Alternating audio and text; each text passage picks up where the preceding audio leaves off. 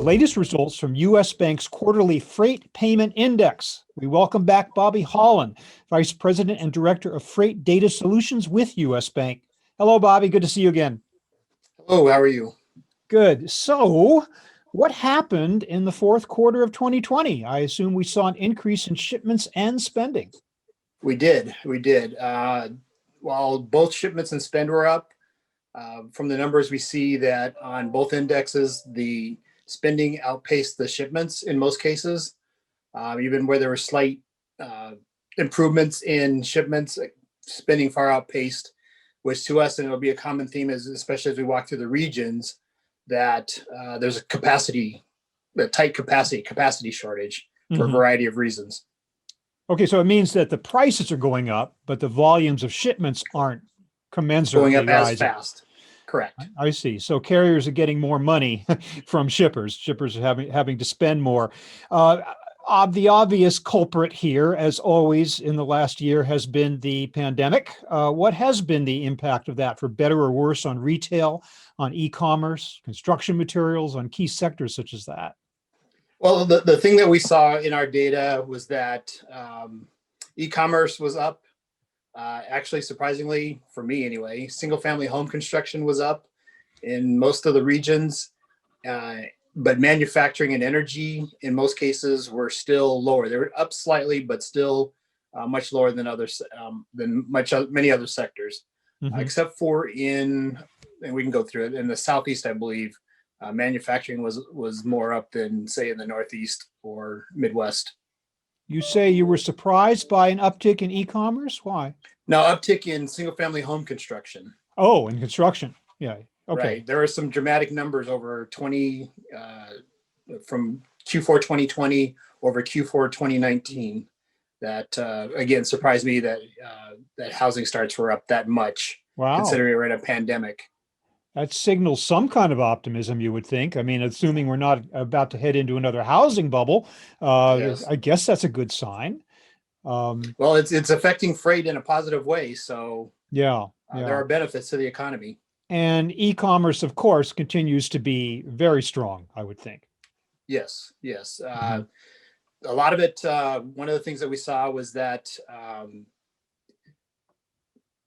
a lot of replenishing of depleted stock. So a lot of West Coast port activity drove trucking at a high rate in the West. And then as it migrated eastward, again, just e-commerce stayed high, but retail in general was up. Yeah. Well, we did hear a lot about terrible congestion in port areas, just getting products into the stream and getting them to customers. I'm wondering how that affected these numbers, if at all. Well, again, a lot high West Coast port volumes drove a lot of the West's growth. They had some very good numbers. But again, as they moved those things across the country, it impacted, a lot of what's going on with the driver shortage. And again, you had asked earlier about what was one of the main impacts. One of the main impacts of COVID is still constricting the supply of qualified drivers because of the inability to train and license effectively because of social distancing rules and other COVID impacts. And then the Federal Motor Carrier Safety Administration clearinghouse, the new Drug and Alcohol Clearinghouse, has had a market impact as well, as some 45,000 plus drivers were flagged, but only about 4,500 of them to 5,000 were able to clear that. So really, this is a new initiative or a new agency. A new initiative where, again, for a variety of reasons, most of it which are believed to be impacted by marijuana, medical marijuana. Anyway, you get flagged and you have to work to clear your record, and otherwise you can't drive. And again, of some 40 plus thousand that were flagged, only about 10% of them were able to get off the registry. So you've got a huge dent in the number of available drivers in an already tight market. I was going to say, is if we already didn't have a serious enough driver shortage, now we have another reason to get them out of their trucks. And also I don't know if the technology of electronic logging devices has had any impact. It was predicted in a dire way that was going to severely cut back on the driver population. I'm not sure that's actually happened. Do you track that? Yeah, it didn't cut back severely, but there were some impacts early on as a lot of drivers just stopped driving because it was no longer profitable for them to be able to make the money that they needed to make with the ELD regulations. Yeah. But it didn't, so they're all contributing factors. Like I said, there's a number of them. Insurance claims and insurance premiums are a big one as well, affecting drivers' ability to make money. And when everything slowed down, a lot of carriers had to make decisions about how they were going to stay in business. And so that's one of the reasons why it's coming up now, why the capacity is short and why they're getting more money is a lot of independent operators are now entering the market because it is more profitable in spite of that. But then a lot of them, like I said, left. So the supply and demand is going to balance itself out over time, just as it did back in mid to late 2018. So we'll just keep watching and seeing how all of these decisions play out in the marketplace. On the freight payment side, are you tracking the latency of payment, how long it's taking for service providers to get paid? Are you seeing any trends in that area one way or the other? We're not seeing any trends really. I mean, that's going to be an issue for any payment provider is, the documentation requirements of the shippers versus the carriers. One of the things we will be keeping an eye on is the accessorial charges that are associated with some of the trips, just merely because we want to see how those are playing out in this. Are there any impacts? Is that one of the contributors to costs going up? Is the fact that this capacity shortage plus the COVID rules and all, are they impacting truckers' ability to do what they need to do to get the shipments delivered? So we'll be looking at that, but I'm just wondering about, it has seemingly been the trend in recent years for the stretching out of payment terms, taking longer to pay suppliers. I assume that also relates to freight and logistics and transportation providers as well. Is it taking longer for them to get paid? From a business process perspective, we're not seeing anything significant in that. But then again, that's our business model is making sure that those things aren't impacted and that those things go as smoothly as possible.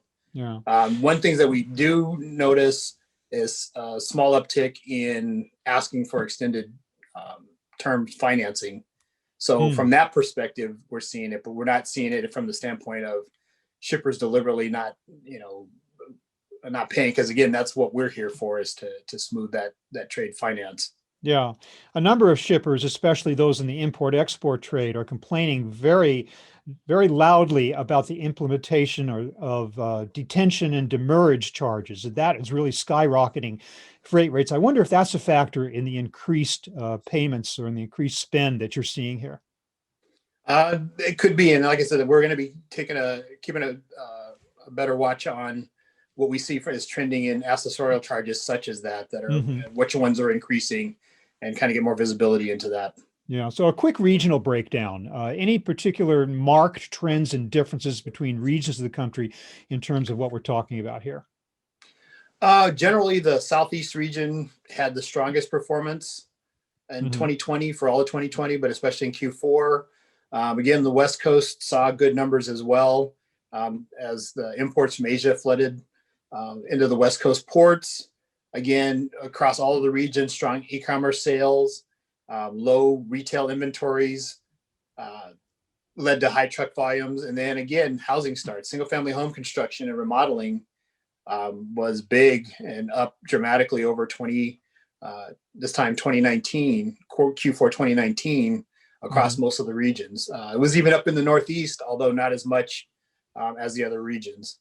Yeah. Now we're in the dead of winter now, and I wonder if that's going to also have an impact on housing and stuff like that as we get through a pretty rough winter. But Can we take these as cautiously optimistic signs of the prospects for economic recovery in 2021? Or is that maybe, or am I jumping the gun in saying that that seems to be the case here, these latest figures? Well, we've always said it follows the trajectory of the pandemic. That's the biggest hurdle that everybody has to get over. Mhm. And, right now we're in the middle of vaccination, pushing the vaccinations.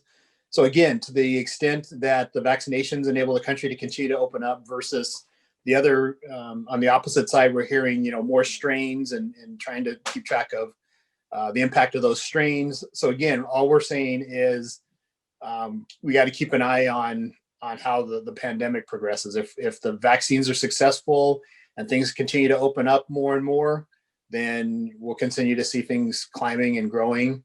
On the other hand, if one of these other things that are kind of nipping around the edges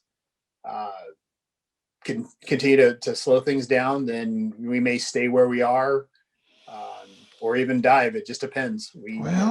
We'll cross our fingers and hope for the best, but in the meantime, it's always helpful that you're checking in with the U.S. Bank's latest freight payment index, which is a good indicator, at least to some degree, of what's going on out there. So, Bobby Holland, thank you very much for being with me again. Really appreciate it. Thank you. Appreciate it. Thank you.